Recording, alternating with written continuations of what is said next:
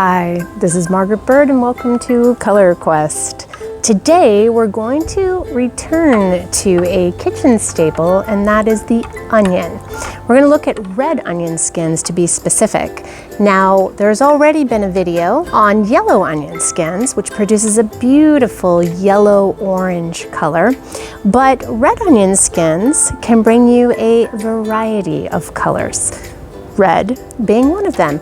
Or let's say pink and maroon, maybe more accurate. It's highly dependent on the kind of textile that you choose, whether it's cellulose or protein, as well as the pre-treatment that you choose to do with a mordant. If you're interested in the written recipes, I have a booklet with a link below for my cooking color brew booklet, which has 4 recipes, including yellow onion, red onion's very similar, and a few other recipes, plus some great tips and tricks if you're just getting started or if you're looking to expand your natural dye practice. It's completely free. All you have to do is sign up and it will come straight to your email inbox. And of course, if you're interested, there's also a new course called Cooking Color, a digital workshop that's available with a link directly below in my description here. So let's go see what red onion can bring to the dye pot. It's super simple and quick and easy. It's a great way for you to reuse kitchen scraps. Just start saving those onion skins. And if you don't use onion much in your cooking, you can always go to your grocer, and they typically have a lot of extra onion skins. Trust me, you'll be helping out the produce department if you take some of their extra onion skins.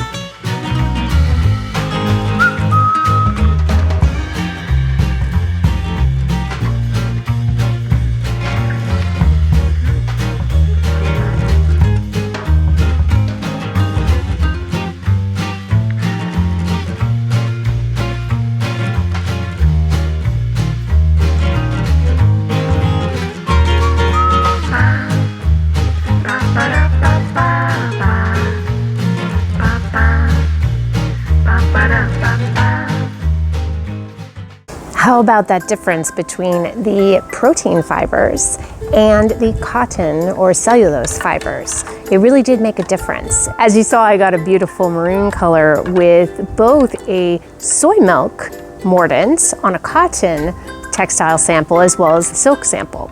And of course, soy milk is a protein, and that gets transferred onto your textile if you use it as a mordant. I do have a video here on the channel about how to use a soy milk mordant, so it's a great option.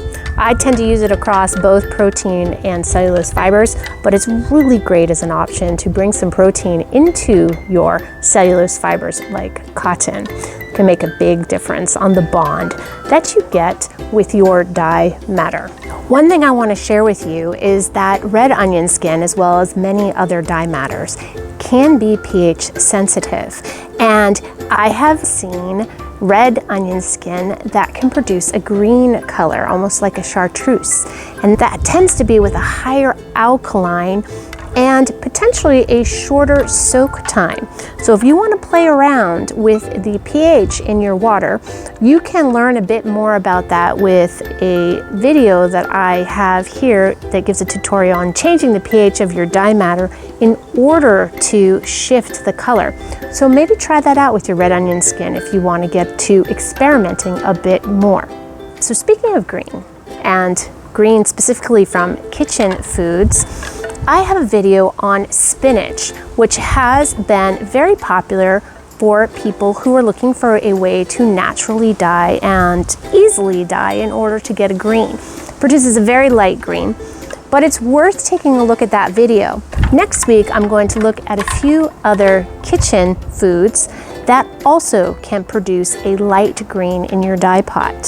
So join me next week as we continue to explore green, which is strangely difficult to get in nature.